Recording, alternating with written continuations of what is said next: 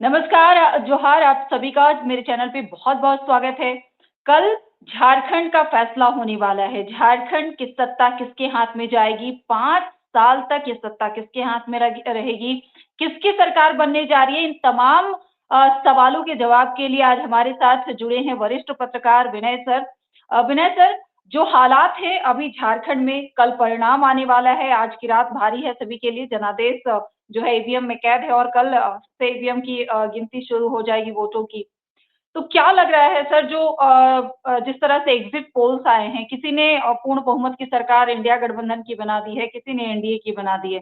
आपको क्या लगता है चूँकि आप तो राजनीति का भी बहुत पकड़ रखते हैं सर और इन चीज़ों को बहुत अच्छे से समझते भी हैं।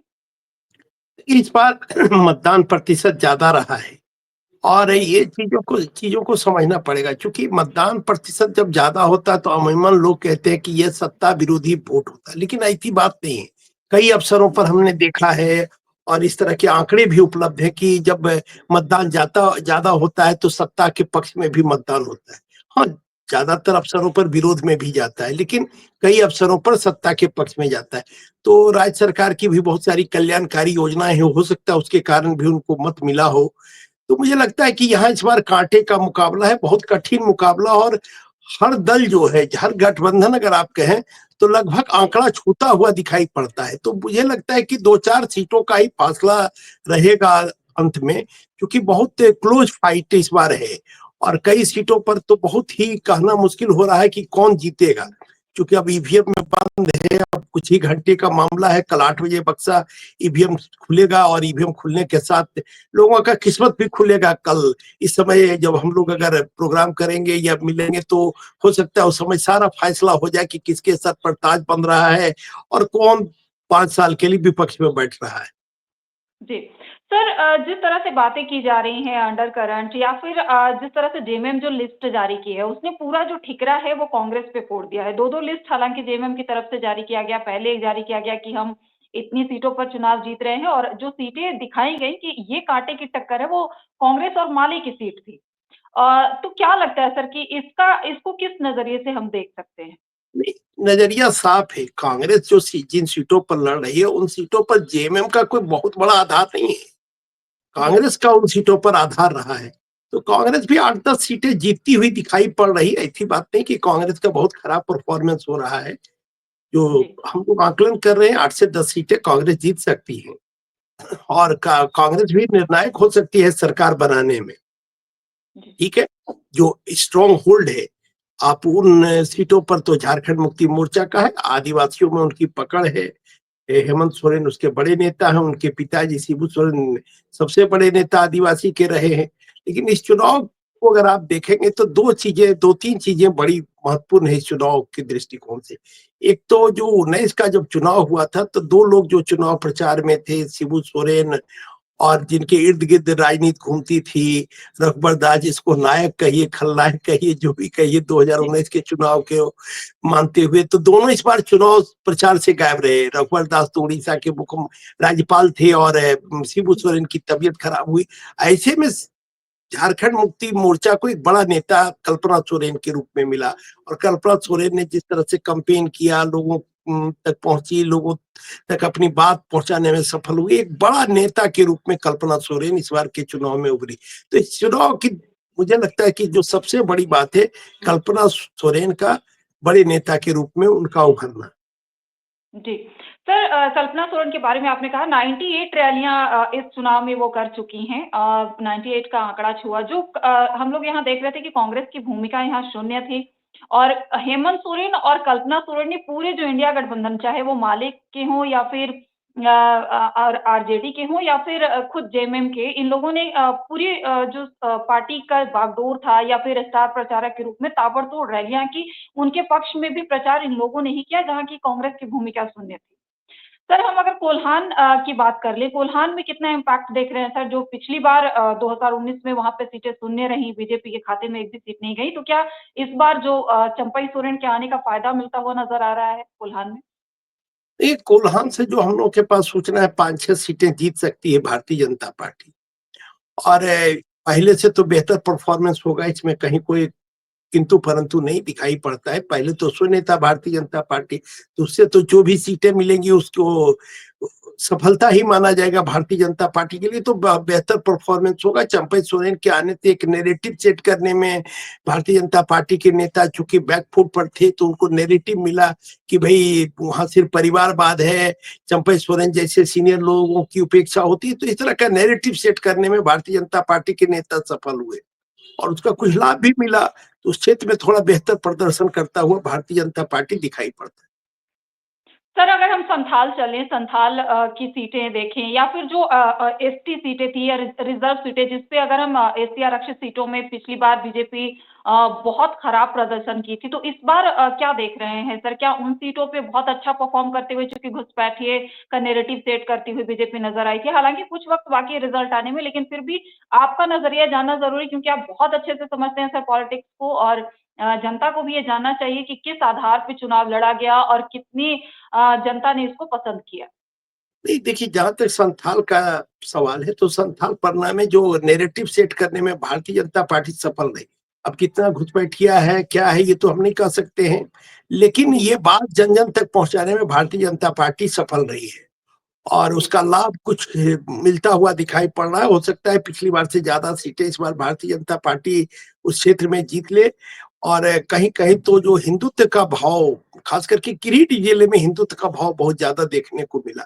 जो हम लोग घूम रहे थे, जो दौरा कर रहे थे, उसमें लगा कि वहाँ थोड़ा-सा हिंदुत्व की भावना थी, इसलिए गिरिडीह जिला में कुछ बेहतर करता हुआ भारतीय जनता पार्टी दिखाई पड़ रहा है। जी। सर, इस पूरे चुनाव में एक नाम जो बड़ा चर्चित रहा, जेएलकेएम पार्टी और उसके जो सुप्रीमो हैं खुद जयराम महतो, उनकी भूमिका आप देख रहे हैं सर? क्या वो सीटें जीतते हुए नज़र आ रहे हैं आपको? कितनी सीटें वो जयराम जीतेंगे अगर जीत महतो कर आते हैं? जयराम महतो का जहाँ तक सवाल है, युवाओं में उनका क्रेज़ था, खास करके महतो और युवा वर्ग में बहुत बड़ा क्रेज़ था और जी, युवाओं के बड़े चेहरा के रूप में माने महतो समाज के बड़े नेता के रूप में उभरे हैं। मुझे लगता है 2-3 सीटें वो जीत सकते हैं, 2-3 सीटों पर हम संभावना उनका देख रहे हैं। लेकिन कुल मिलाकर आप कह सकते हैं कि जेल जाने के बाद हेमंत सोरेन की लोकप्रियता बढ़ी और जी, जेल जाने के पहले हेमंत सोरेन शिबू सोरेन के पुत्र के रूप में जाने जाते थे। आज शिबू सोरेन कि उनकी आवश्यकता नहीं, आज हेमंत सोरेन खुद नेता के रूप में जाने जा रहे हैं और जी। उन्होंने नेता के रूप में अपनी पहचान बना ली और दूसरी उनकी पत्नी बड़ी नेता के रूप में उभर कर आ गई। तो मुझे लगता है जेल जाने से हेमंत सोरेन को सबसे ज्यादा लाभ हुआ, अपने भी नेता बन गए और उनकी पत्नी और बड़ी नेता बन गई।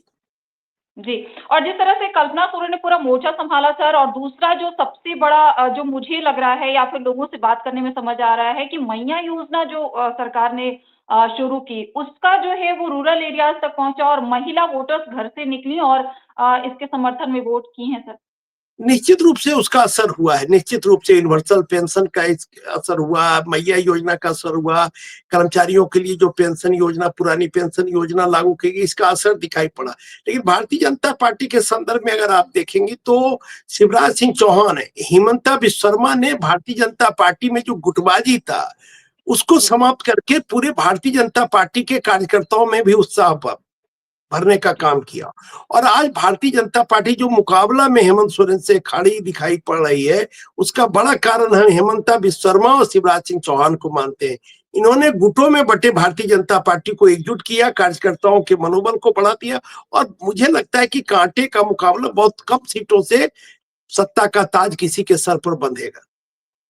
तो इसमें जो भूमिका अगर हम देखें सर, क्योंकि पूर्ण बहुमत की सरकार किसी की भी नहीं बनने जा रही है, ये आपके नज़रिए से भी हम समझ पा रहे हैं।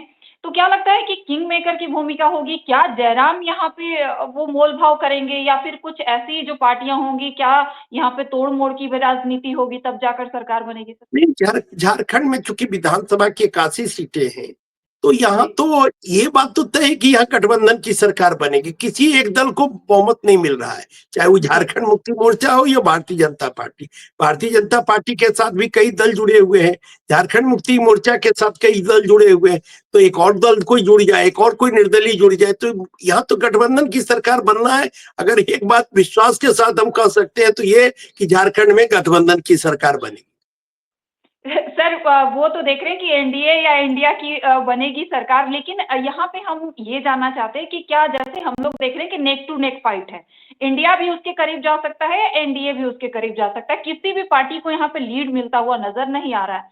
तो ऐसे में क्या ये संभावना दिख रही है, चूंकि कांग्रेस ने ये जारी कर दिया है कि जितने भी विधायक जीतेंगे वो रांची में रहेंगे, तो क्या उनको ये डर सता रहा है कि कहीं एनडीए के पास अगर 1-2 सीटों का ऐसा रहा तो कांग्रेस के विधायक जो जीत के आएँगे उधर जा सकते हैं या फिर मुझे तोड़-मोड़ की राजनीति हो सकती है? मुझे नहीं लगता कि कांग्रेस के विधायक टूट पाएंगे। जो कांग्रेस के विधायक जीत के आ रहे हैं, जिनकी संभावना दिखाई पड़, मुझे नहीं लगता कि वो टूटेंगे। प्रथम जी, दृष्टया में तो नहीं लगता है। और हेमंत सोरेन भी कोई कमजोर खिलाड़ी नहीं है। 2-2 बार, जी, 3-3 बार इस राज्य के मुख्यमंत्री रहे। उनके पिताजी 3 बार मुख्यमंत्री रहे। दोनों पिता-पुत्र मिलके 6 बार मुख्यमंत्री भी इस राज्य के रह चुके हैं। तो हेमंत सोरेन भी जी, कमजोर नहीं, मुझे नहीं लगता है कि हाँ, अब बहुमत किसी को मिल जाए तो बहुत कांटे का मुकाबला दिखाई पड़ रहा है, और हो सकता है जी, किसी को।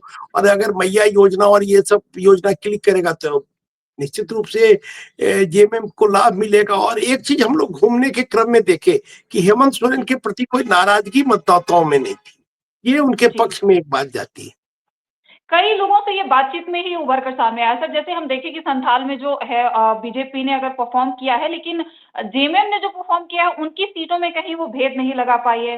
दूसरी कोल्हान की सीटें अगर आई हैं, वहीं इनकी जो जनरल सीटें थी बीजेपी उन सीटों पे कहीं न कहीं बीजेपी का घाटा होता हुआ दिख रहा है। तो ऐसे में ये कह पाना, अगर ये अंडर करंट हो जाए कि मैया योजना या महिलाओं का वोट अगर इंडिया गठबंधन की तरफ आए तो इंडिया गठबंधन की सरकार भी बन सकती है बहुमत के साथ। सर। नहीं, जो वोट परसेंटेज बढ़ा है ग्रामीण इलाकों में, तो वो तो जी, हम लोग 23 के बाद विश्लेषण करेंगे। कहीं न कहीं उसका जी, लाभ लगता है कि जेएमएम को मिला है। जो जी, योजनाएं हैं, और उस कारण वोट परसेंटेज भी बढ़ा है। पिछली बार से जी, ज्यादा वोट परसेंटेज है इस बार।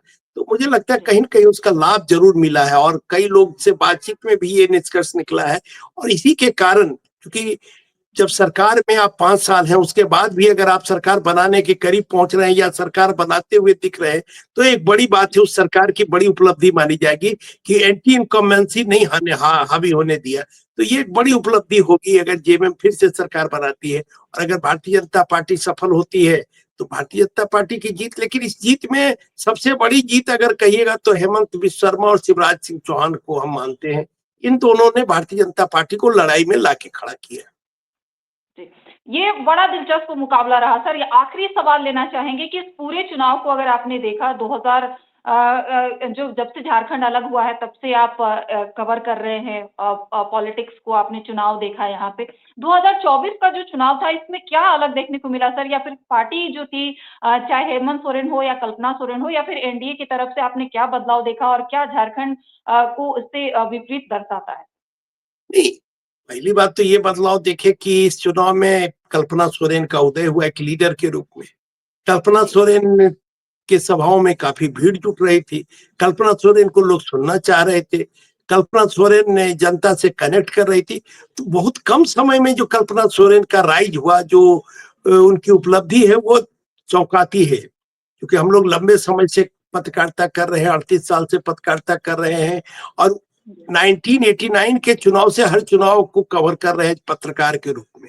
लंबा जी, समय से हम लोग चुनाव को बहुत नजदीक से देख रहे हैं। तो मुझे तो लगता है कि कल्पना सोरेन का जो उदय है वो निश्चित रूप से झारखंड की राजनीति के लिए एक टर्निंग पॉइंट साबित होगा। जी सर। सर आप देख रहे हैं जिस तरह से इसको शिबू सोरेन की जो कमियाँ जो हैं वो कल्पना सोरेन ने खलने नहीं दी। अगर हम एक शब्द में इसको कहें कि दिसुम गुरु क की जो कमी थी, वो इस चुनाव में नहीं खली कल्पना सोरेन की रैली की वजह से? नहीं, कल्पना सोरेन की एक अलग पहचान है, शिबू सोरेन की अलग जी, पहचान है। शिबू सोरेन संघर्ष के प्रतीक है। शिबू सोरेन ने एक बहुत बड़े आदिवासी नेता है। शिबू जी, सोरेन संघर्ष के लिए जाने जाते हैं। झारखंड के निर्माण के लिए जाने जाते हैं। झारखंड आंदोलन के लिए जाने जाते हैं। शिबू सोरेन से आप किसी की तुलना नहीं कर सकते हैं। हर जी, कालखंड में अलग अलग लोग पैदा लेते हैं, हर कालखंड में अलग अलग लोग अपनी पहचान बनाते हैं। तो मुझे लगता है कि शिबू सोरेन तो झारखंड के सबसे बड़े नेता रहे हैं। और जी, बहुत कम नेता बिहार झारखंड में हम लोग देखे जिनके पीछे बड़ा समर्थक वर्ग रहा, फॉलोवर रहा। वो लोग जहां खड़े होते थे वहां मास लीडर, ये लोग मास लीडर रहे हैं। शिबू सोरेन मास लीडर रहे हैं। बिहार में अगर आप कहिएगा तो लालू प्रसाद यादव मास लीडर रहे, रामविलास पासवान मास लीडर रहे, नीतीश कुमार मास लीडर हैं, जिनके पीछे एक जमात खड़ा रहता है। जहां पर ये खड़े हो जाएंगे वहां पर भीड़ जुट जाती है। अजीत सरकार एक थे, सीपीएम के बड़े नेता थे, पूर्णिया इलाके में मास लीडर के रूप में जाने जाते थे। कई लोग मास लीडर के रूप में, यहाँ भी भाकपा माले के महेंद्र सिंह थे मास लीडर, जनता उनके पीछे चलती थी। तो कई जी, ऐसे लोग हैं। तो मुझे लगता है शिबू सोरेन बड़े नेता हैं और उनसे किसी की तुलना करना उचित मैं नहीं मानता हूँ। जी। बाकी कल का इंतज़ार रहेगा सर, आपका भी ओपिनियन रहेगा। कल हम लोग इस वक़्त ये डिस्कशन कर रहे होंगे कि सरकार बन गई है, अब ये शपथ कब होगा, चाहे वो इंडिया गठबंधन की बने या फिर एनडीए की बने। आपका बहुत-बहुत शुक्रिया सर, हमारे साथ नमस्कार वक़्त जोहार। देने के लिए। और हमारे तमाम दर्शकों का भी बहुत-बहुत शुक्रिया। आप सभी ने देखा कि सर ने किस तरह से बताया कि कल क्या हो सकता है और किस तरह से नेक टू नेक फाइट है। आप सभी को अगर ये वीडियो पसंद आया, लाइक करें, शेयर करें, सब्सक्राइब करें। आप सभी का बहुत-बहुत शुक्रिया।